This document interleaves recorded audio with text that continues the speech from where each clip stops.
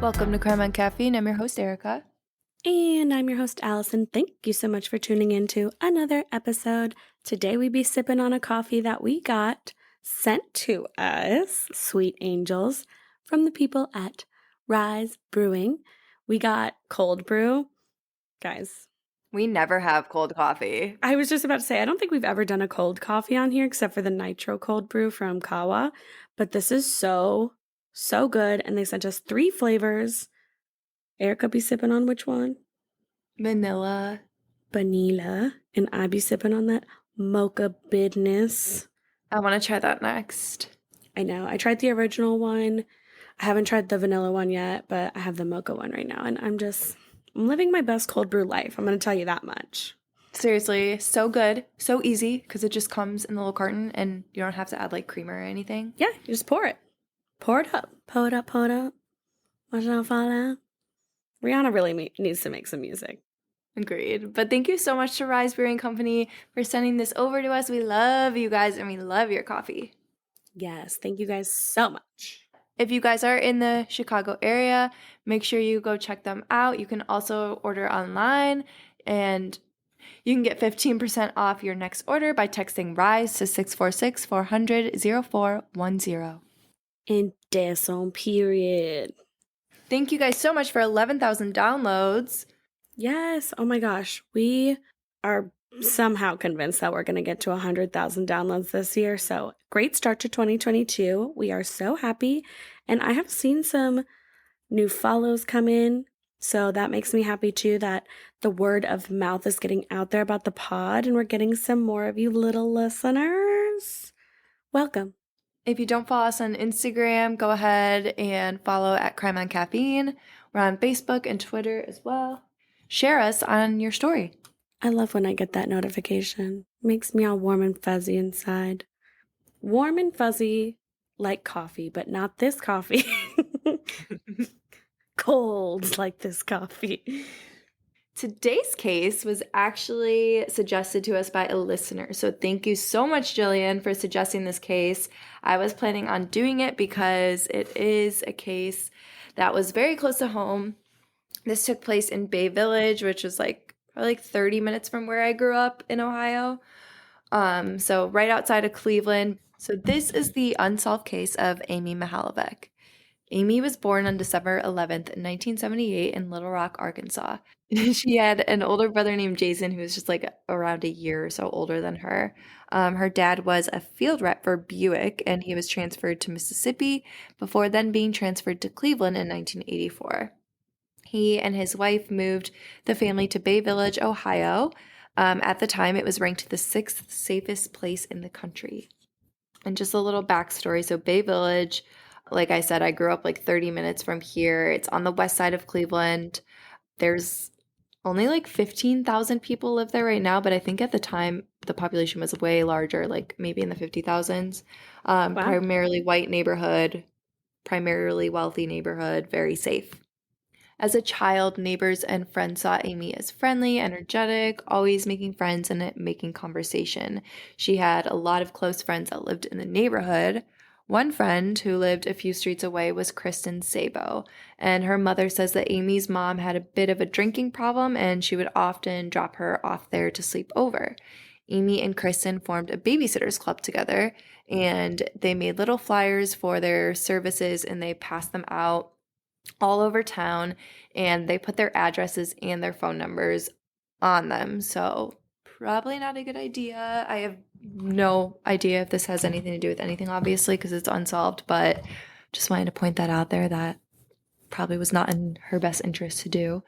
But Amy became very invested in horseback riding, and she would often go unsupervised, just riding her bike to the stables.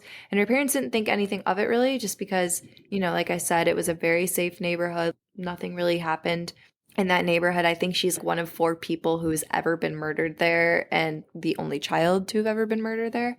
So, they just had a lot of trust that she would be safe. Friday, October 27th, 1989, it was a super, super warm day, Indian summer. A police officer came to speak to Amy's class about stranger danger, ironically. The police officer, Police Chief Mark Spatzel, would later be one of the lead detectives on Amy's case. After school, kids gathered outside everywhere because, like I said, it was super nice. So everybody was like walking home, and they were walking like to the shopping centers to hang out. And Amy told her parents she needed to stay after school for a choir audition. According to her classmate, Kristen Ballas, she was actually going to meet someone. Ballas said that Amy told her a man had called her home after school that week. He said that he worked with Amy's mother and that she just got a huge promotion at work and asked if she would help him pick out a present for her and that she shouldn't tell anyone so that she wouldn't spoil the surprise. He said to have her meet him in the parking lot of the Baskin-Robbins after school on Friday.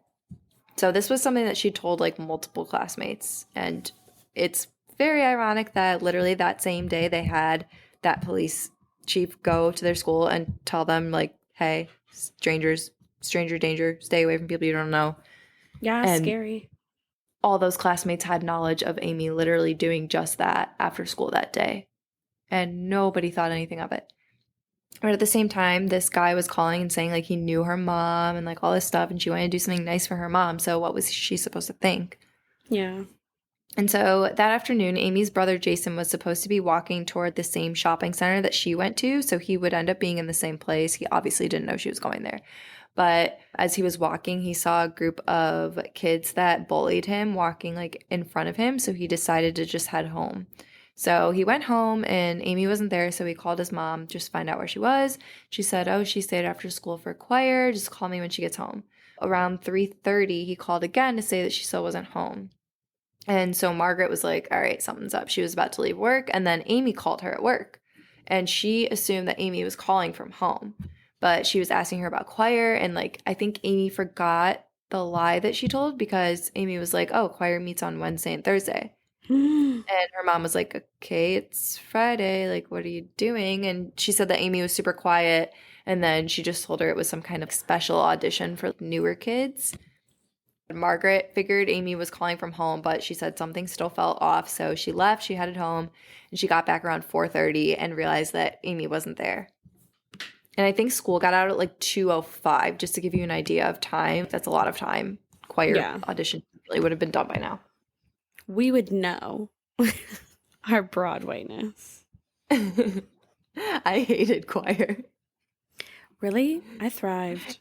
For some Sign me up. reason, all of the things I was interested in and all of the things I liked to do, hated doing them for like organized things. Like I hated cheerleading. I hated being in choir. Like, but I love doing all of them. Is that weird? I don't know. No, I guess not.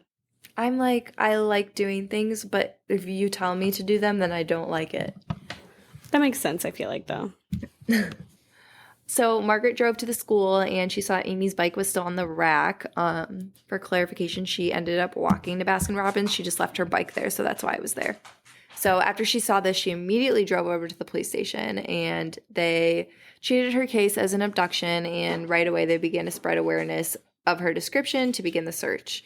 14 hours after her disappearance, the FBI was alerted and they began to work with the Bay Village Police Department on the investigation, which I find so fascinating how quickly they took this seriously, because I feel like that never happens. It really doesn't. It really doesn't, and it's terrible because they still didn't find anything. So, Great. I don't know, but that's just crazy. They worked so quickly. I wish they would do that for everyone. They need to do that for everybody, but you know what? I rest my case. Investigators first spoke to Kristen Ballas. She was the girl who Amy told about like her plans to meet that guy. So she obviously told them everything that she knew, and they decided to dig further, but they said that the man's call had been placed from a local number and the phone company only logged long distance calls at the time, so they couldn't track who it was. It was the 80s, so that sucks. Which is really crazy because if you think that one little thing could have helped solve the entire case. Yeah. One classmate said to have seen Amy in the Baskin-Robbins parking lot speaking to a white man with dark hair and glasses, likely in his 30s or late 20s, like between 5'8" and 5'11". And they used this description to draw up a sketch. It was another classmate confirmed he saw the same thing. So it was two boys in her class. They were like 10 years old. One man was actually a mechanic who worked in the shop in the same shopping plaza, and he said he saw a brownish, goldish GM parked in a spot, and he assumed it was just like a dad picking up his daughter. Remember this description of the car? Brown gold vehicle. Got it. So they spent the weekend spreading the sketch around town and holding search parties and using heat sensing equipment and search dogs at any attempt to find Amy.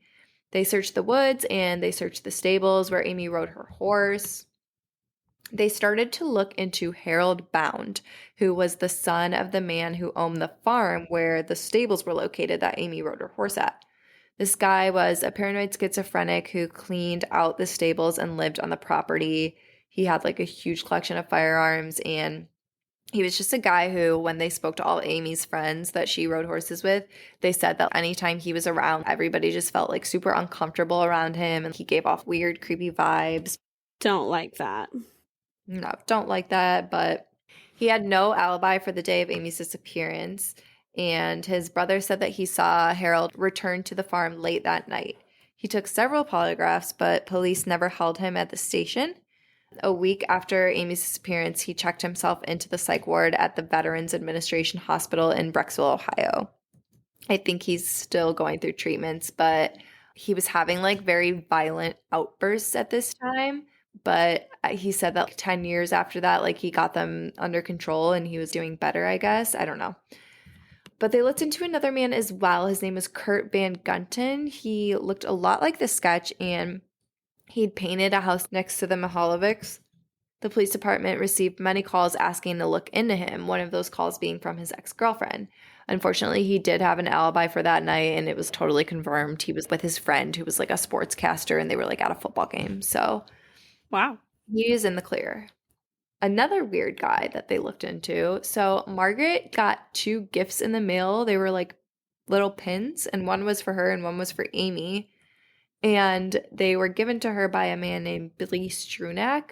It was this guy that she like barely knew. And investigators later discovered that he stole those pins from BJ's. And they found out that he'd been helping with volunteer efforts by handing out flyers throughout town, getting very, very involved in the investigation. And so the FBI paid him a visit to say thanks for getting so involved. And then they started to question him, and he immediately became super closed off. They were asking why he was so involved since he barely knew the family. And they were asking, like, straight up, did you take Amy? If something happened that didn't go to plan and it was an accident, it's okay. Like, accidents happen. And he maintained his innocence completely, and investigators just backed off.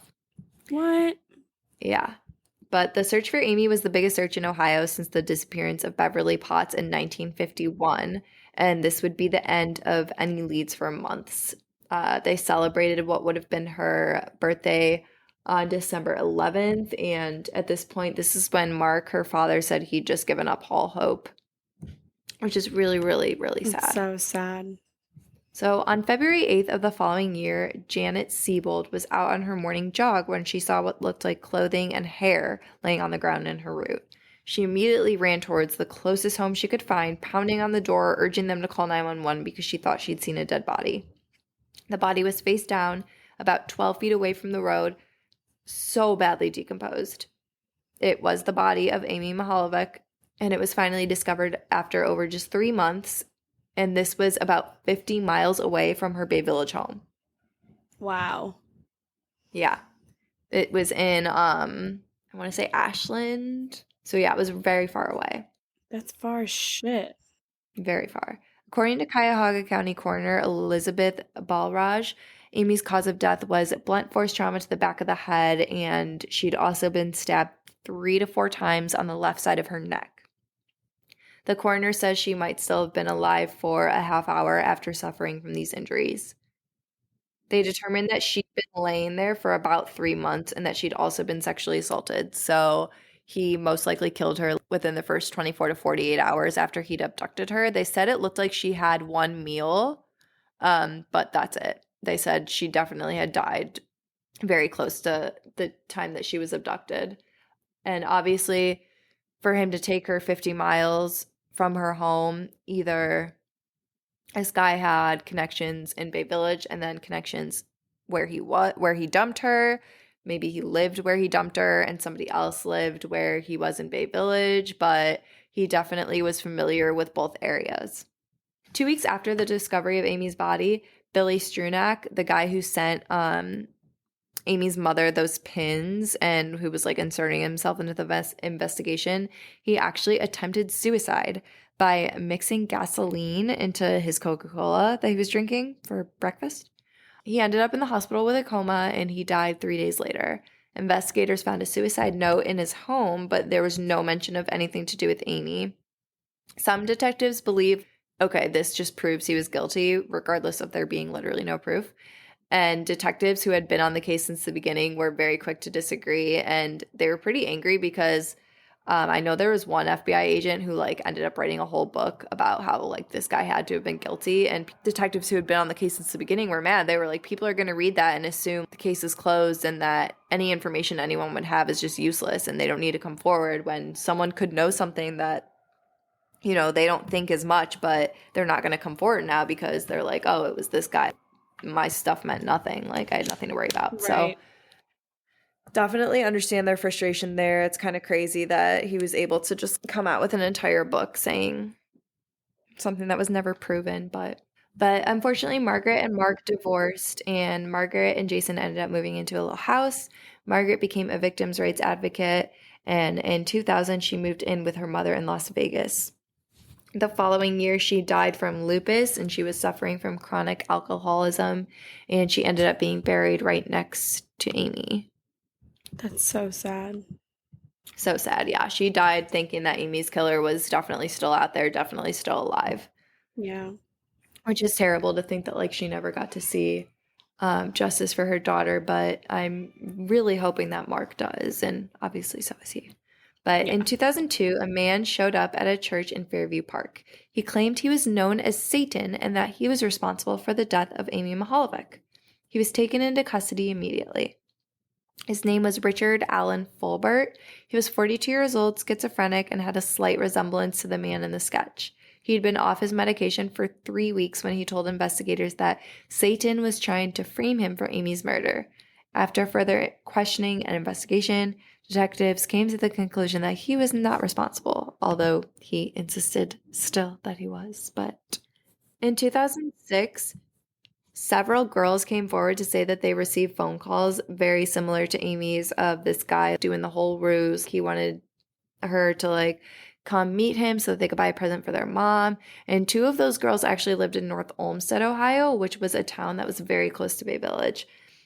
So investigators looked into the girls and their families to see if they could find any connections, but unfortunately they couldn't. But they were definitely thinking like this has to be like the same guy if he's doing the same exact thing in these locations that are so close to each other. I want to like see on a map where her body was found, North Olmsted, Bay Village, and just see that location, that radius. It definitely helps to narrow some things down. A little Spencer Reed action right there. Right. My favorite. In 2016, information about evidence that they'd found with her body was finally released. They definitely kept it hidden for a very long time, but along with 3 hair samples that were not found to be of Amy's or anyone related, they found a curtain that was yards away from Amy's decomposed body that had her dog's hair on it. So they were thinking that her body was wrapped in this curtain at some point. And then just last year in 2021, I think like in October, it was released that her hair was found on the curtain as well. And they're like, someone out there knows this curtain. They've seen it before. But honestly, I think that they waited way too long to release the information that anyone who'd ever seen that fucking curtain is probably dead. Yeah, 100%. They think that it might have been like a homemade quilt that was like turned into a curtain. Whoever made that, they are not here anymore. I'm sorry. They are gone. They had no leads. This was the evidence that they had to go off of. And it's just been one of those cases where nobody has any idea for so long and everything came up short. But something happened in 2019 that makes me feel like, I know we've talked about the unsolved cases that we think will never get solved, that we really want to get solved. Yeah. This is one of those ones where I think it's actually going to be solved, hopefully in the next few years, but some things came out in 2019 that definitely can make us think that they're very close. So there were court documents that were filed in 2019 that show a woman coming forward saying that her ex-boyfriend was responsible for Amy's murder. And he hasn't been charged, so they haven't released his name, but he would be about like 64, 65 years old right now. So here is what Cleveland's ABC News Channel 5 reported. According to a sworn affidavit from a Bay Village detective, the woman told police that at the time of Amy's disappearance, she lived with this guy less than a mile and a half from the shopping center where Amy had last been seen talking to a man. And at the time, he worked in Bay Village and had family living there, including a niece in the same grade as Amy. Court records said that the woman told investigators the man did not come home the night that Amy was abducted, and it was very unlike him to just stay out overnight and like not come home at all. Completely out of whack. And she said that he called around 10 p.m. to ask her that if she had seen anything on the news about Amy's disappearance, which is so wild to me because if you don't know if it's on the news yet, how are you calling and asking about it? It's really And where the sketchy. fuck are you? Like, Literally. I don't know if the documents just didn't say everything or what, but there's just like, I have so many questions. So, a detective also said that the woman told them that she believed that she traveled with her ex-boyfriend to Ashland County on one or more trips, which Ashland County is where her body was found. So why would they Okay. take like multiple random trips over there? What Doesn't was he make doing? sense. No. According to investigators, the man's appearance in 1989 was consistent with the composite sketches that they obtained from those witnesses. Investigators also said that in May of 2020, two witnesses came forward to say they saw Amy talking with a man at the shopping center the day of her abduction, and they had to pick the man out of a lineup, and they picked this guy, like Oh. both. Police also stated that gold fibers were found on Amy's clothing after her body was discovered in Ashland County, and the detective told a Cuyahoga County judge that the man in question drove a gold Oldsmobile with a tan interior in 89 and 90, and that this car drove through an intersection near where her body was dumped the day that she was discovered. Mm-mm.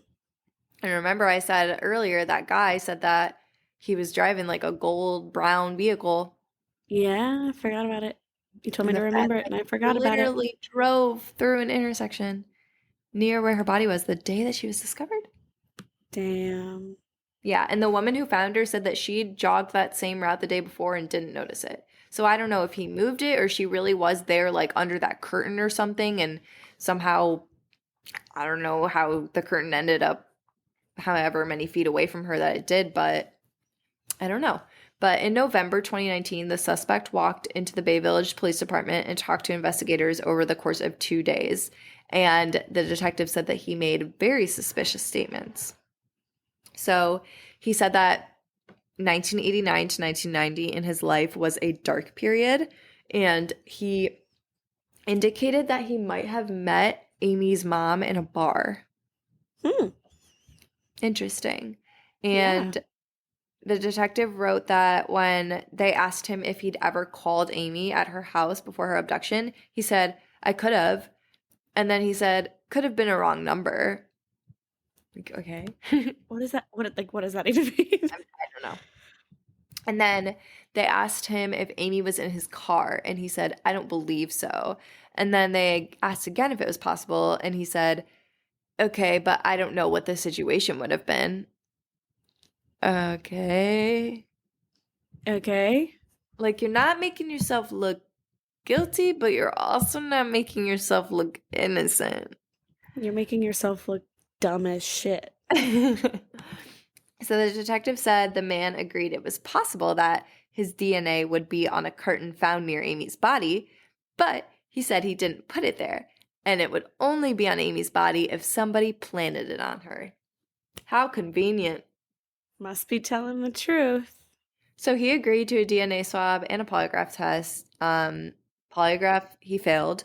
He was supposed to end up showing up again the following day to sign papers that would give police permission to search a storage unit of his, and he did not show. So they were able to obtain a warrant to search and seize the unit regardless, and they collected a bunch of evidence, but what they took has not been released, and to this day they're still investigating. Great. So I honestly, what are your thoughts after hearing about that man? Obviously, we can take into account like the other suspects they had, but what do you think? I feel like it's a big arrow pointing at his head.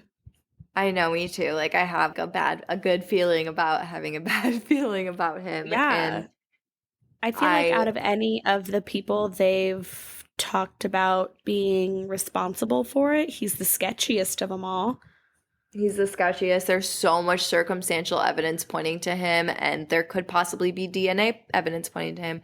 They did stress that they were trying to not test the DNA so much because the more you test it, it's going to go away. Yeah. So I don't know if that's why they were like moving so slowly and like trying to see if they could figure something else out. I feel like they're probably so close, and I'm just really, really hoping that this gets solved in the next couple of years because come on.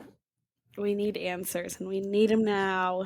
No, and I didn't know this until I did my research this time because like this just came out in like the last couple of years. So this was exciting to see because I really thought that this case was just one of those dead end cases like a Brian Schaefer or something like that. But Right. I feel like there's definitely hope, and I want her brother and I want her dad to be able to see their daughter, their family brought to justice like while they're still alive. So Yeah, that's what would be ideal. I mean, I hope they're pushing for it. Again, like you said, you can't over analyze the DNA or else you're just gonna destroy it. Yeah. But there is a $50,000 reward out there still for anyone who can help bring Amy's killer to justice. So if you think you have any information whatsoever about this case, my friends, my family who live in Ohio, who might have grown up around the same time, please call the Bay Village Police Department at 440-871-1234 or the FBI at 1-800-CALL-FBI. I hope you guys enjoyed that because I'm probably going to be straying away from the unsolved cases for the next couple of months. I have some stuff planned out, and they're all murderers. Love a good murderer. You know me. Got to switch it up every once in a while. Yes, I'm okay with you stepping away from Unsolved for a while because maybe, just maybe, I'll throw one in there. But probably not. But maybe you'll have to listen to find out. I have another case that someone recommended I do that was on my list, and Nate recommended it to me as well. He recommended like the psychology side of it, which is very interesting. Wow. So excited to do that one. That'll be different. And then I have a Valentine's Day appropriate case for that week as well. So I'm excited. I think I know what it is. I think you do too, because I think I told you. Okay, cool. Then I'm really excited about that one. Yeah, let us know if you guys can figure out who that would be. Ooh, you guys will just have to stay tuned for all that. If you have a case, please recommend it. You can follow us on social media, Twitter, Instagram, Facebook. Everything is just Crime on Caffeine. And you can recommend coffee, recommend cases, or just be there for a good old grand time. And then if you want to visit our website, it's also just Crime on Caffeine.